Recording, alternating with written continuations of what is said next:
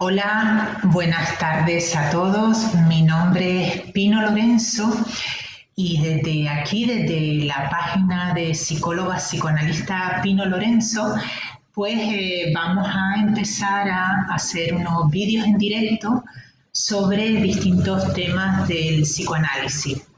Esta página que llevo desde hace muchos años, pues siempre ha estado activa con diferente contenido, pero bueno, es a partir de ahora cuando vamos a empezar a incluir esos vídeos, que la idea es pues eso, tratar temas que les puedan ser de interés para todas las personas que siguen esta página o que quieren ver estos vídeos, y la idea también es que participen en estos vídeos con sus preguntas, con sus consultas, y la iremos resolviendo durante la tarde. Hoy estaré con ustedes media hora, de 5 a 5 y media, hora canaria, y en principio semanalmente tendremos este espacio para tratar diferentes temáticas. Hoy la temática va a ser el psicoanálisis. ¿Qué es el psicoanálisis? ¿Por qué es tan importante el psicoanálisis? Y la influencia del psicoanálisis en todos los campos del desarrollo humano. El psicoanálisis debemos decir que se funda en el año 1900 y su fundador es Sigmund Freud. Y se funda en el año 1900 a partir de la publicación del libro La interpretación de los sueños, que es este libro que tengo aquí. Bueno, este es la primera parte, son dos libros como este. Un libro voluminoso, este es de la editorial Alianza Editorial, pero hay muchas editoriales. Es en 1900 cuando se publica esta obra, cuando Freud publica esta obra, y es cuando se considera que se funda la ciencia psicoanalítica. ¿Quién es Freud? Vamos a empezar un poco por el principio. Bueno, Freud es un neurólogo vienés de origen judío, inicialmente su interés iba dirigido a temas de la neurología, pero en un momento determinado de su carrera como médico empieza a interesarse por cuestiones psicológicas, y empieza a interesarse por las mujeres histéricas, que son pacientes que padecían una serie de trastornos físicos, orgánicos, pero que no tenían una explicación orgánica, ¿no? Que los médicos no daban o no atinaban a saber qué es lo que les pasaba a estas mujeres, ¿no? Entonces, Freud, debido al curso de su interés neurológico más médico, ¿no? Más orgánico, más de búsqueda en el cerebro del distinto funcionamiento mental, a interesarse por la psicología. Él desarrolla toda su labor en Viena, donde abre una consulta que además hoy en día está abierta al público. Acabo de recordar ahora que en la situación esta en la que nos encontramos, que de confinamiento, que espero que todos estén bien.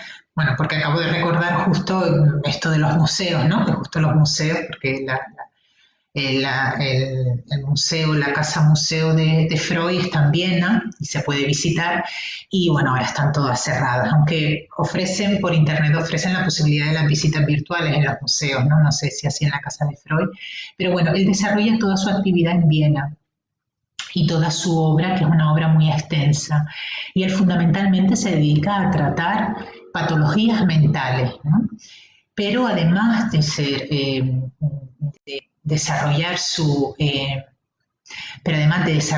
actividad en la cura, en la terapia, también desarrolla una gran labor en todo lo que es la historia del pensamiento y la construcción de un aparato psíquico, ¿no? que es por lo que también va a pasar a la historia, ¿no? Freud viene a descubrir el inconsciente, ¿no? Hasta la aparición perdón, que voy a cerrar aquí. Bueno, ya saben, si tienen alguna pregunta pueden hacerla y yo les contestaré. Estamos hablando sobre el psicoanálisis y estamos hablando un poquito de Freud y del descubrimiento de Freud. Freud, realmente el principal descubrimiento de Freud es el inconsciente, que va a ser el objeto de estudio de la ciencia psicoanalítica, va a ser el inconsciente. Hasta la aparición de esta ciencia en el año 1900, el aparato psíquico o la actividad psíquica estaba centrada en la conciencia, ¿no? Todo lo que nos llegaba a través de los sentidos era lo que tomábamos como lo mental. Lo mental o lo psíquico era todo aquello de lo que nos dábamos cuenta, el pensamiento, por ejemplo, ¿no? Nos regíamos antes de Freud, antes del psicoanálisis, nos regíamos por el pensamiento de Descartes, pienso, luego existo, ¿no? Es decir, el pensamiento de Descartes que centraba toda la actividad mental, ya fue un avance también muy grande, ¿no? Que apareciera un filósofo que hablara sobre la actividad, sobre una actividad mental, ¿no? Pero estaba centrada en la conciencia. En lo inconsciente es verdad que como palabra, ¿no? No es propia de Freud o no es propia del psicoanálisis. Ya antes se utilizaba el término inconsciente, pero el inconsciente psicoanalítico no tiene nada que ver con ese inconsciente del que se hablaba antes de 1900, ¿no? El inconsciente de antes era lo no consciente, ¿no? Pero la vida psíquica del sujeto estaba centrada en la conciencia. El descubrimiento freudiano viene a revertir y a romper absolutamente con todo este pensamiento de la conciencia como centro de la actividad psíquica, porque viene a decir que no es la conciencia el centro de nuestro aparato psíquico, sino que es el inconsciente. Es decir, es en aquel lugar de lo cual nada sabemos quien determina nuestra vida, nuestros pensamientos, nuestra personalidad, nuestras relaciones, nuestras conductas. Es decir, no es desde la conciencia desde donde se determina todo eso, sino desde el inconsciente. Claro, esto supone una ruptura absoluta y una herida narcisista muy grande para el sujeto, que creía que el centro de la actividad mental era la conciencia. Freud en uno de sus textos dice que este descubrimiento podría considerarse como la tercera herida narcisista en la historia de la humanidad, ¿no? Contando las anteriores heridas narcisistas, pues el descubrimiento de Copérnico, de que la Tierra, el planeta Tierra, no es el centro del universo, sino que hay miles de planetas y el planeta Tierra gira alrededor de una esfera que es el Sol, ¿no? No es el Sol el que se mueve alrededor de la Tierra, como se creía en ese momento, sino la Tierra que se mueve alrededor del Sol. Esa es la primera herida narcisista, que es la teoría de Copérnico. La segunda herida narcisista es la teoría darwiniana, que viene a decir que el hombre no es el centro de la cadena de los seres vivos, es un eslabón más, ¿no? Viene a descentrar nuevamente al hombre, ¿no? Y ahora vuelve nuevamente a descentrar, la teoría psicoanalítica vuelve a descentrar al hombre, porque dice que tampoco allí donde yo creo que pienso, no es donde pienso, ¿no? Realmente soy donde no pienso, ¿no? Descartes decía, pienso, luego existo, ¿no? Pues podríamos decir que Freud diría, pienso donde no soy, ¿no? Bueno, esto por supuesto supuso muchas resistencias en su época. Las teorías psicoanalíticas fueron recibidas, quizá podríamos decir que inicialmente quizá no, pero luego fueron recibidas tanto, ¿no? Casi 50-50 corrientes que siguieron y que apostaron por las teorías psicoanalíticas y otras corrientes que rechazaron absolutamente los descubrimientos freudianos, ¿no? Causó mucha... Hola Loli, si me estás viendo. Causó muchos ¿no? Muchos amores y muchas fobias también, ¿no? Pero realmente vino a suponer bueno, también esto ocurrió con la teoría copernicana y con la teoría darwiniana, ¿no? Es decir, las grandes teorías que han supuesto rupturas importantes en la historia del conocimiento humano han generado mucha resistencia. Han pasado incluso muchos años hasta que se han aceptado esas teorías, ¿no? Hoy podemos decir que hoy sigue también generando la teoría psicoanalítica sigue generando muchas resistencias porque seguimos, aun habiéndose descubierto que el inconsciente es que el aparato psíquico funciona, o sea, tiene o sea, que el centro del aparato psíquico no es la conciencia, sino el inconsciente, nosotros seguimos muchas veces manejándonos como si fuera la conciencia lo central de nuestro aparato psíquico. Y pongo un ejemplo para que se entienda, ¿no? Por ejemplo, ¿no? Siempre en mis relaciones de pareja, por ejemplo, me pasa siempre que siempre rompo por los mismos motivos o siempre me dejan, siempre me abandonan las parejas, ¿no? Siempre después de un determinado tiempo me abandonan, es algo que se repite, ¿no? Entonces yo desde mi conciencia voy a tratar de dar una explicación a eso que me ocurre. Voy a buscar elementos, argumentos, tanto propios como de los susodichos, de los enamorados, a los que voy a acusar o a culpar de esta situación en la que, por ejemplo, mis relaciones de pareja no tienen continuidad, ¿no? Sin embargo, desde la conciencia no soy capaz, ¿no? No soy capaz de romper con esa repetición que se da en mi vida, ¿no? Entonces aquí lo que vendríamos a decir es que esta repetición obedece a motivos inconscientes, ¿no? Son motivos inconscientes, motivos desconocidos para el sujeto, lo que está explicando que en la vida de una persona se repitan estas situaciones, ¿no? Bueno, no he hablado mucho del inconsciente, quizás por la dificultad que tiene de explicar lo que es el objeto de estudio del psicoanálisis, pero podríamos decir que el inconsciente es una instancia psíquica junto con la conciencia y el preconsciente, ¿no? Freud habló de un aparato psíquico que tenía 3 instancias inicialmente, ¿no? Luego complejiza el aparato psíquico, pero que tenía 3 instancias: la conciencia, el preconsciente y el inconsciente.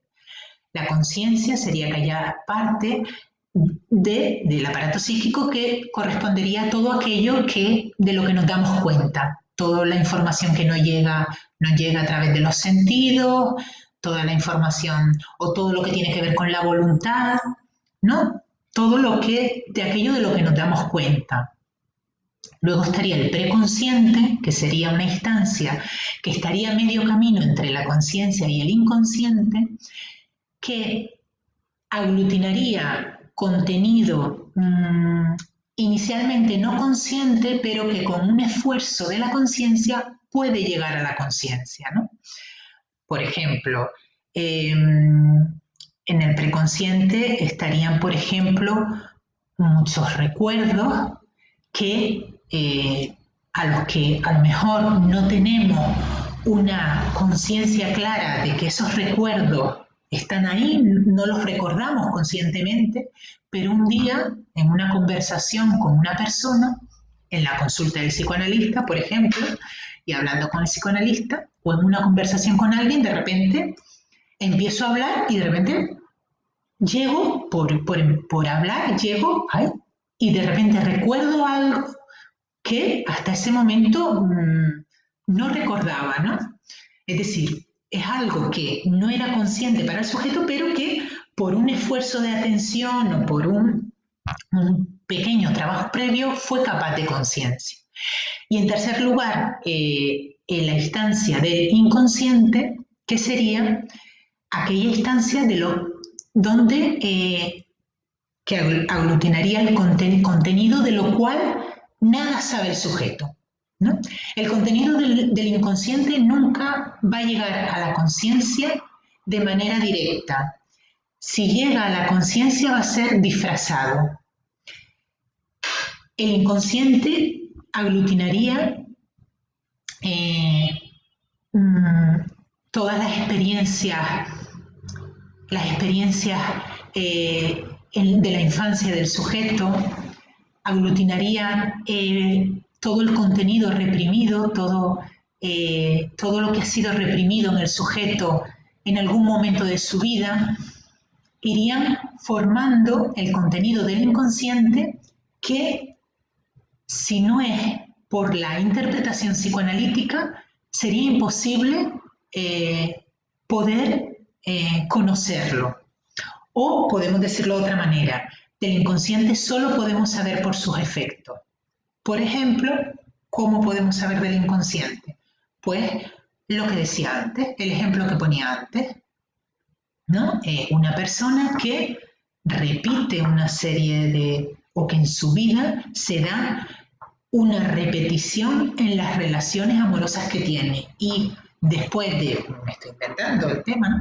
Me estoy inventando el ejemplo, después de 3 o 4 meses sus parejas las dejan, pero esto no le pasa 1, 2 o 3, sino que le ha pasado 5 veces, ¿no? Ahí podríamos decir que el inconsciente en forma de repetición sintomática, podríamos considerarlo algo sintomático, ¿no? Cuando estoy empezando a disfrutar de una relación, va y corta conmigo mi enamorado, ¿no? Algo sintomático, algo que hace padecer a esta persona. Podríamos decir que ella solo sabe que es algo que tiene que ver con, a ver cómo lo digo, no me es fácil hablar de esto. Yo trabajo como psicoanalista y atiendo a personas, a mujeres y a hombres con problemática, pero a veces hablar del psicoanálisis, y mira que estudio y leo, pero no es fácil. Como digo, ¿no? Realmente de lo que se da cuenta, lo que llega a la conciencia de este sujeto, por ejemplo, es solo el efecto que las parejas le dejan, pero los motivos, los deseos que hay ahí en juego, las explicaciones psíquicas, los mecanismos psíquicos que están en juego en esa situación son absolutamente inconscientes para el sujeto. Ella no va a poder saber de eso más que por sus efectos. Es verdad que a veces ocurre que no, porque podría pensarse, bueno, tendría entonces esa paciente que ir a un psicoanalista, que sería el especialista principal o el especialista del aparato psíquico y psicoanalítico y del inconsciente, es el psicoanalista, ¿no? Es el especialista, es el profesional que estudia en profundidad el aparato psíquico humano y que estudia en profundidad también el inconsciente humano, ¿no? Que podríamos pensar, ¿qué pasa? Que si esta mujer no va a una terapia psicoanalítica, no va a poder romper esa cadena repetitiva de además ir acumulando fracaso tras fracaso. Bueno, no es tan así, ¿no? es verdad que es una decisión lo que tiene que tomar el sujeto para decir, ¿qué me pasa que o quiero que esto no me ocurra más o no quiero renunciar, por ejemplo, a una faceta importante de mi vida, ¿no? Como es la relación amorosa, ¿no? Es una decisión la que toma la persona de, por ejemplo, ver que hay en juego en esa situación sintomática, ¿no? Sintomática.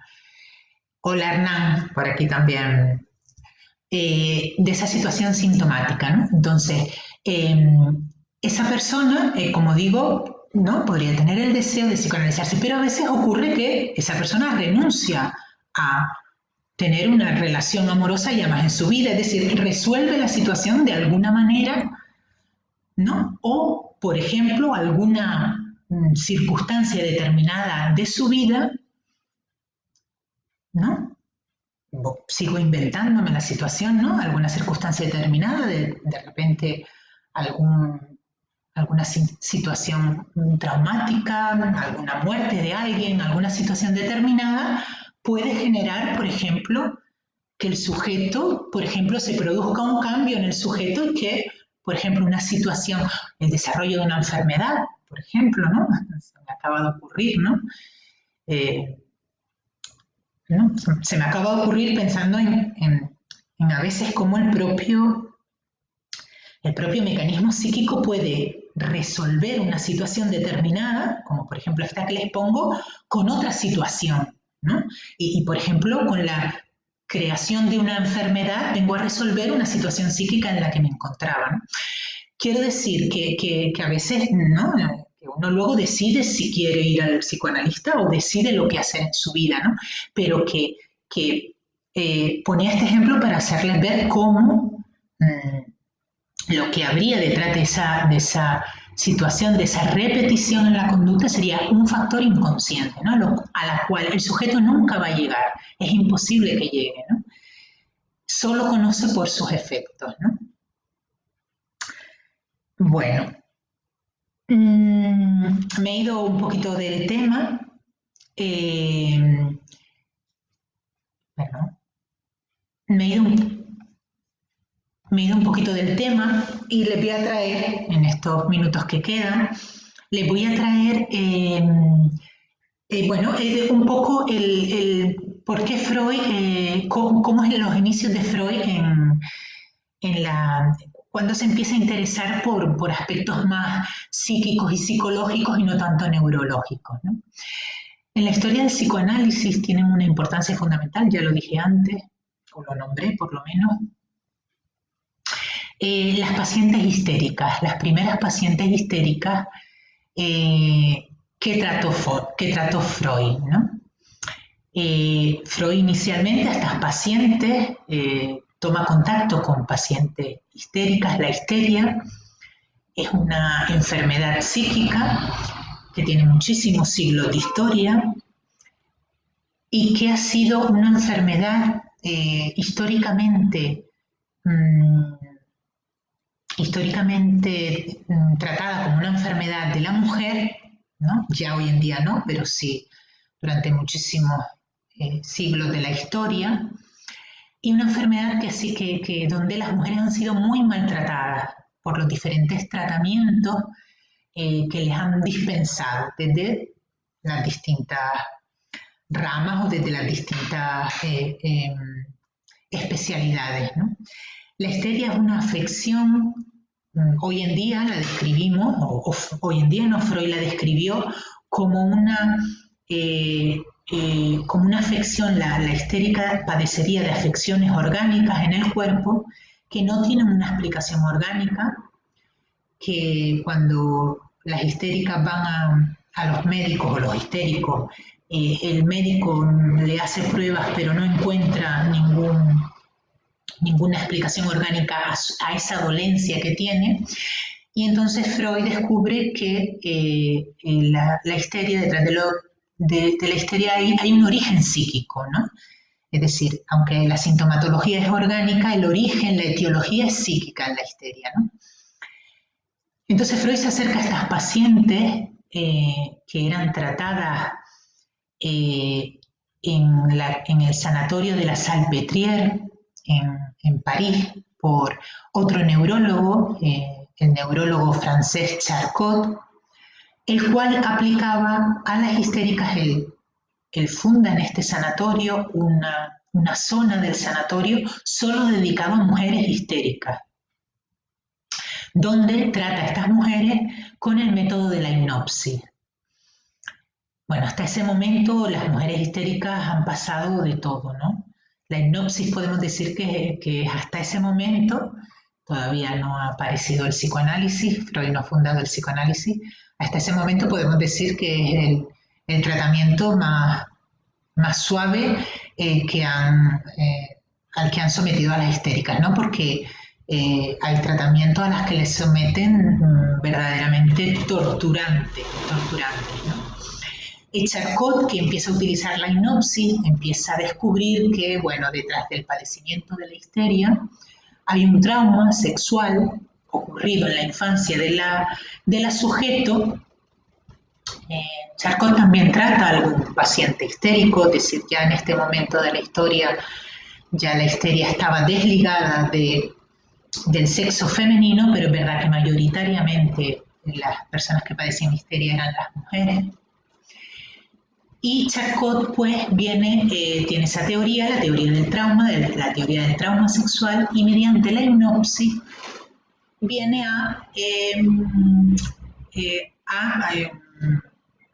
hacer que la paciente en estado hipnótico llegue al recuerdo traumático que, según la teoría de la catarsis, estaría detrás de la sintomatología histérica que presentara, ¿no? Dolores reumáticos, neuralgia, parálisis, ceguera histérica, ¿no? Lo que fuera, ¿no? Entonces, mediante la hipnosis, buscaban hasta encontrar el recuerdo del trauma sucedido y una vez recordado este trauma y mediante la sugestión médica, la paciente dejaba de padecer su sintomatología, ¿no? Entonces Freud se acerca interesado, va a hacer unas prácticas en la clínica Salpêtrière y es como entra en contacto con Charcot en esta clínica, ¿no? Y bueno, si les parece, a ver, perdón, que no sé si hay alguna pregunta por aquí. Vale, si les parece, como ahora se iniciaría una trayectoria de Freud ¿no? Desde que Freud trabaja en la clínica Salpêtrière hasta que él escribe su texto estudio sobre la histeria, que además es muy interesante. Si les parece, podemos dejarlo para el próximo día, que nos veríamos aquí el próximo miércoles, efectivamente, a las 5 de la tarde, aquí en esta página, Psicóloga Psicoanalista Grupo Cero. Y por supuesto animo a todos que si tienen alguna temática que les gustaría tratar, pues que me lo escriban en un mensaje de la página, en un mensaje privado, en un mensaje en abierto, y así podremos ir tratando diferentes temáticas. Bueno, pues nada, agradezco vuestra compañía y nos vemos en el siguiente vídeo. Chao.